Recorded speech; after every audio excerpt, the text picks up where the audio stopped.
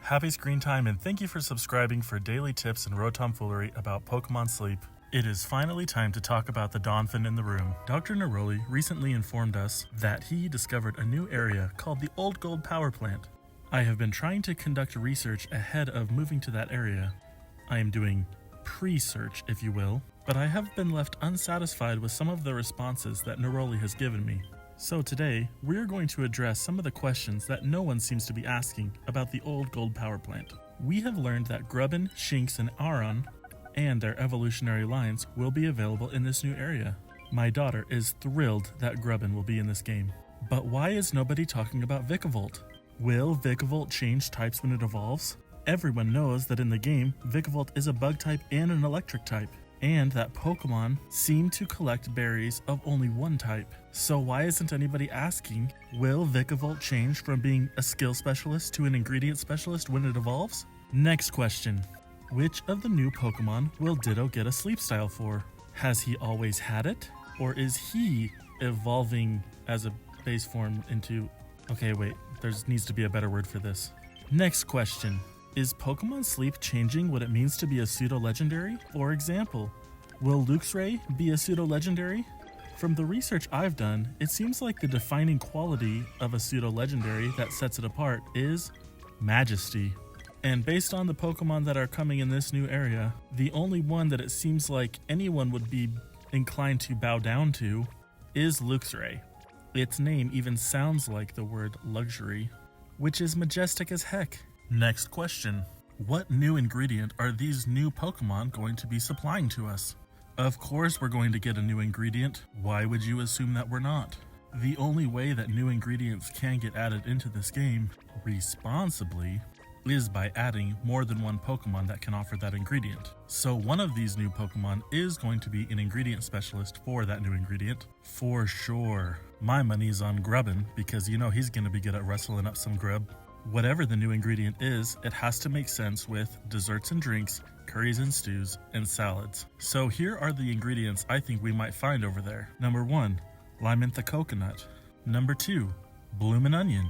And number 3, hear me out, power plant. Next question. If Neroli just discovered an area that has a power plant, what are we supposed to conclude here? Did Pokemon build it? Does it power a factory where they produce the bottles that these Pokemon keep putting the Moo Moo milk in? And even if we could explain these bottles, where are the milk tank that are filling them? And why doesn't all of this milk spoil when apparently it's just sitting around waiting to be collected? Okay, before I go too deep down this rabbit hole, I have to remember, Pokemon don't build power plants. There must be some other explanation for all of this. Now, some might call this a conspiracy, but get ready to have your mind blown.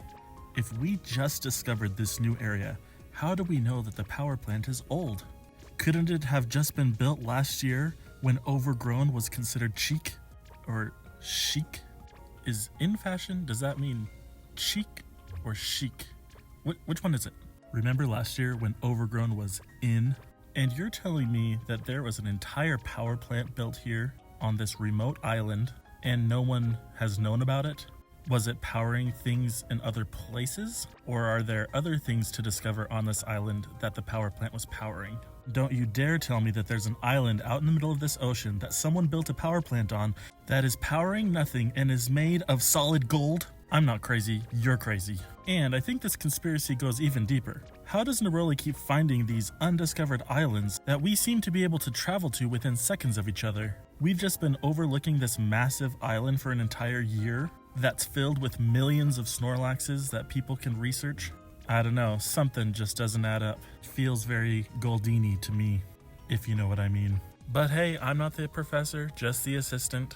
And today our Pokemon showcase is Glaceon, who has been killing it this week, helping me expand my pot to be making those big desserts. I caught this Glaceon as an EV way early in the game. With skill level up S and skill trigger M, I knew it needed to be something special. Ooh, not to mention helping speed at level 50. If you're wondering why I haven't upgraded skill level up S, it's because it gets skill level up M at level 100. All of that and a complimentary speed of help up nature made this EV something that I knew would really help aid my research. So it has spent half of its life as an Eevee, but it will spend the rest of its life as a Glaceon. And I didn't want to name it until it evolved, but I just have never gotten around to figuring out a name. Since it's an ice type, maybe I should use the name of some kind of frozen drink beverage. Ooh, like Slurpee could be a good name. Oh wait, if you've watched any of my other videos, you'll know why this is a problem.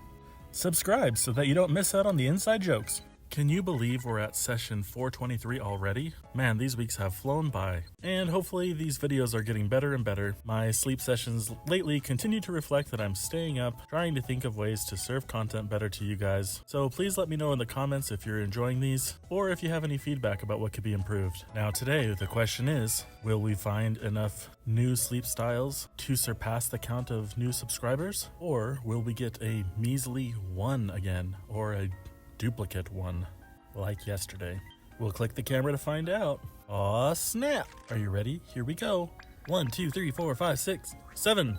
7 out of 8 is a good sign if you want a new sleep style. So let's find out. Who's that Pokemon? For those who don't know, you can just tap the target and it will take you right to your new sleep style. It's Dragonair! Yay, this means that our plan is working. Or at least working enough to get us a bunch of Dratini candy. And that was the main reason that we came to Lapis Lakeside. So congratulations, Dragonair, on filling your stamp card. You get to now sleep in that pose more often. Not that I have any say over this, that's just how this world works. With no guaranteed hungries today, we get a hungry Sudowoodo and a hungry Sudowoodo. I know why they're hungry. It's because no one ever feeds them. Look, I did back one time in the early game, feed them 1 Pokebiscuit. What's going on here? Eevee, why are you hiding? Actually, if it moved forward just a little bit more, it would be a perfect hiding spot. Alright, for my account of all the things we could get today, the thing that we want most is the cotton ball. Hey, Swablu, do you like premium bonus biscuits? Oh, you do. Alright, well, do you like Pokebiscuits too? Don't you just want to nuzzle up in those little cotton swabby things? Alright, so we're going to take home a Swablu. I am not interested in feeding a Sudowoodo even if it's hungry, although we will need one for my Pokedex at some point. Now here's a use case where it makes sense to fill an evolved skill Pokemon a biscuit. Thanks for ruining the videos, Sudowoodo. Can't do it right in the game and you can't do it right here. And you're never going to get candy sent out ever again on this account. And as far as prioritization here goes, everything else is lower priority than Dratini candies. And if you've been watching this channel, then you know we're coming up on the part of the video where we make a pun about the Pokemon that we caught right when it transitions to the new screen. The hardest part of doing these jokes every day is figuring out how to get the timing right. Wait, no, I Swablu it! Swablu is a berry specialist that turns into a berry specialist when it evolves. So we're hoping to see berry findings and the word helping as many times as possible. Okay, but for real, for those who don't know, when Swablu evolves, it changes to Dragon type, which is why there is speculation about Vikavolt changing types. Sleep experience bonus is forgivable since you have berry finding S. Now we just need to see helping bonus, helping speed, or just some neutral sub-skills that won't affect its berry production at all. Oh, and at level 100, you'll be great. The question is, do I love you enough? Maybe I'll love you more with a speed of help up nature. Alright, that means that I'm going to need to take this to Rain-X and see how good it actually is, compared to other things that I have, for just its overall strength, that is. But I do know that our living dex has been holding a Swablu captive for a while, so let's go pull up that Swablu. And I'm very confident that it's nothing special. Ooh, helping speed is special. This would be a great early game on Cyan Beach Swablu to have. But unfortunately, I did not catch it in the early game. And unfortunately, I never want to see it again. Thanks for the candies, Neroli.